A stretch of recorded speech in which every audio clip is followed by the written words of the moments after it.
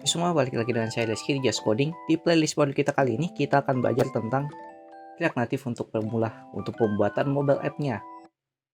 Jadi di sini sebelum kita masuk ke pembuatan setup dan juga instalasi dari React Native dan juga Expo-nya, di sini kita bahas dulu tentang apa itu React Native.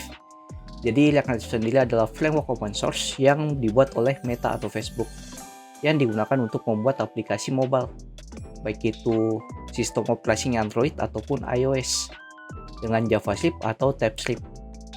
Jadi dengan React Native sendiri kita bisa menulis satu kali kode dan berjalan di dua platform atau cross platform. Nah contohnya kalau kita tidak gunakan React Native, dia cuma bisa diakses satu platform saja. Contoh kita gunakan Android Studio, kemudian kita gunakannya kode Kotlin, itu cuma bisa jalan di dalam OS Android.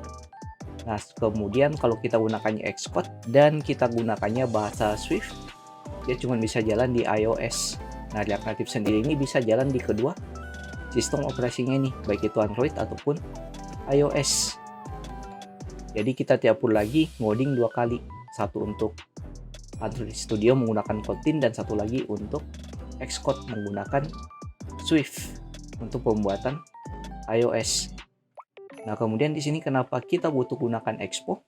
Jadi Expo sendiri yaitu toolkit atau alat bantu untuk membangun aplikasi React Native dengan lebih mudah. Jadi kalau di React Native itu mesinnya, maka Expo itu sebagai kendaraannya atau frameworknya nanti yang sudah lengkap dengan bensin dan juga setirnya. Nah, kalau contohnya di sini, jadi ada dua macam React.js sebenarnya. Jadi ada React Native dan juga React.js. Nah, React.js sendiri itu frameworknya itu Next.js.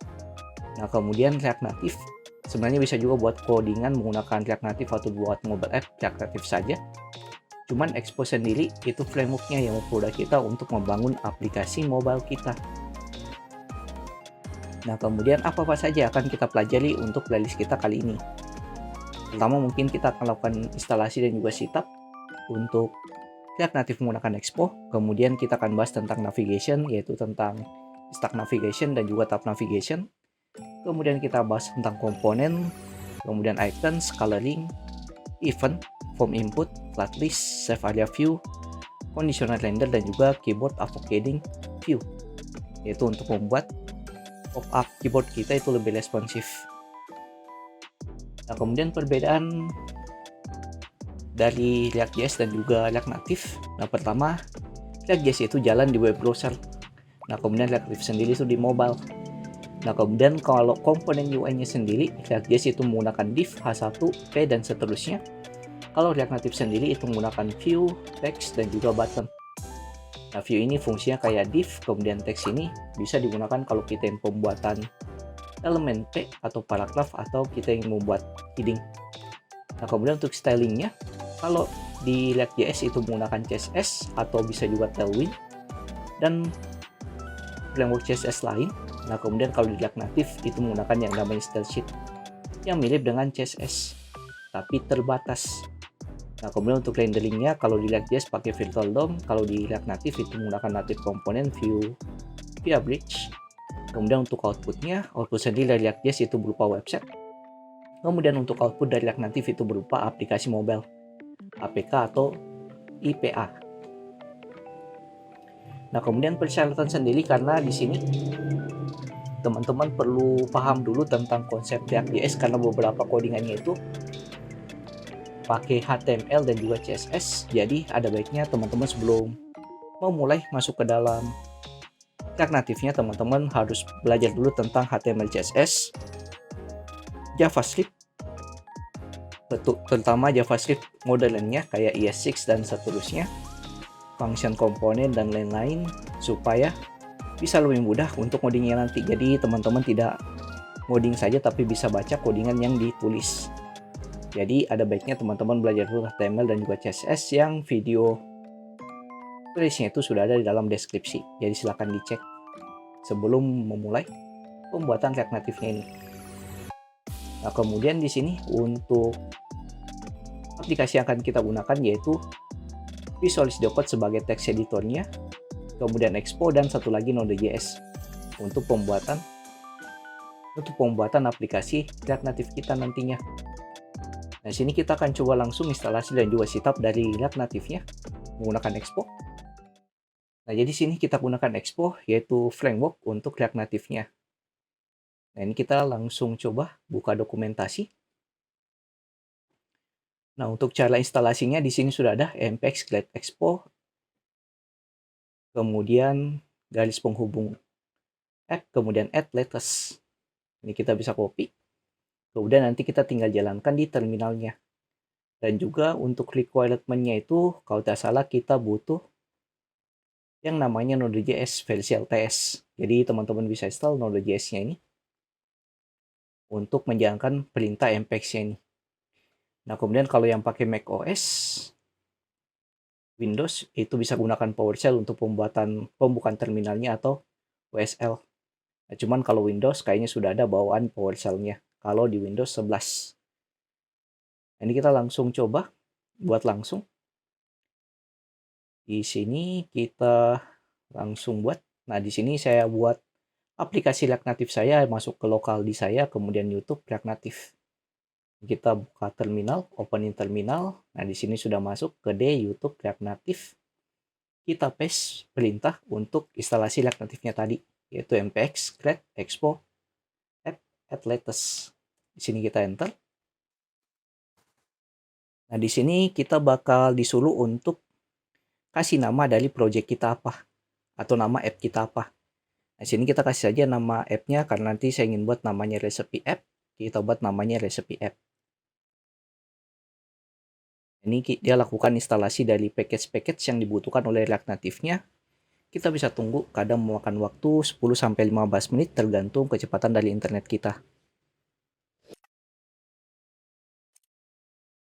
Oke, di sini untuk instalasinya sudah selesai. Nah, pertama kita disuruh dulu untuk cd ke dalam folder recipe app kita atau nama app yang kita buat.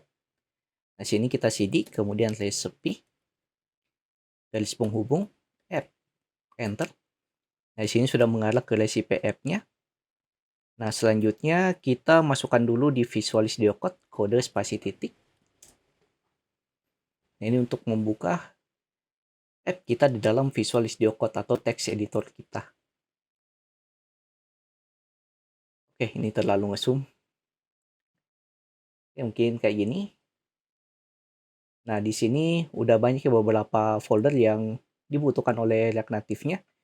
Cuman di sini mungkin supaya tidak terlalu membingungkan, karena di sini udah banyak folder kayak app, kemudian komponen, aset, dan seterusnya.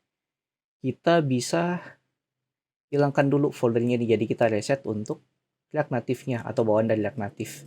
Nah, cara ngeresetnya kita bisa buka readme.md. Nah, di sini untuk cara kita untuk reset aplikasi kita bisa jalankan npm reset project, yaitu untuk menghilangkan folder-folder bawaan dari React Native-nya ini. Kayak ada folder komponen, constant, hook, dan lain-lainnya. Kita buatnya dari kosong dulu aplikasi kita, atau kita mulainya dari nol. Sini kita bisa copy, kita buka terminal. Jadi bisa klik yang bawah sini, kemudian buka bagian terminal. Nah, di sini kita coba paste, yaitu npm reset project. Kita reset project-nya. Kita enter. Nah, di sini bakal ada pilihan, do you wanna move existing file to app example atau tidak, atau kita perlu hapus saja. Ini kita hapus saja, kita klik N untuk no. Oke, di sini udah kehapus beberapa folder app-nya, komponen juga sudah, dan hook-nya dan lain-lain. Jadi di sini kita cuma butuh 2 folder saja yang tersisa, yaitu aset, yaitu untuk gambar-gambarnya, dan juga app, yaitu ada layout dan juga index. Di sini kita akan bahas di video berikutnya untuk layout dan juga index itu apa. Nah, di sini kita coba jalankan dulu untuk aplikasinya. Nah, cara kita untuk menjalankan aplikasinya, kita bisa buka packet.json. Nah, di sini kita bisa jalankan npm start, yaitu dia akan jalankan expose start-nya. Kita coba di sini terminal, kita clear dulu, kemudian npm start, enter. Di sini kita ada pilihan untuk jalankannya via emulator Android atau emulator dari web, atau dari iOS. Cuman di sini kalau web itu kurang enak dilihat dari dimensi dan lain-lainnya karena kita gunakannya mobile app di sini. Nah, untuk nanti saya coba jalankannya di Android. Nah, tapi kalau teman-teman yang laptopnya itu tidak bisa atau tidak memungkinkan untuk install Android Studio dan juga setup Android Studio-nya, nah bisa gunakan scan QR code-nya ini. Pada saat teman-teman jalankan npm install akan ada QR code seperti ini. Nah, teman-teman bisa scan QR code-nya di dalam Xpogo di Android-nya. Jadi di Android-nya atau device Android-nya teman-teman bisa install yang namanya Xpogo di dalam Android-nya di App Store. Dan ini juga bisa berlaku di iOS. Jadi silakan scan, nanti pada saat di-scan aplikasinya bakal jalan di dalam device teman-teman. Asal dengan syarat untuk aplikasinya jalan itu dia harus terhubung di WiFi yang sama dengan yang ada di dalam mobile kita ini. Di mobile. Aplikasi yang sama dengan yang ada di dalam PC kita. Nah, sini jadi harus terhubung di WiFi yang sama antar PC kita dan juga Android-nya. Supaya aplikasi Android-nya bisa jalan di dalam device-nya teman-teman. Jadi bisa nanti scan di QR code-nya masing-masing.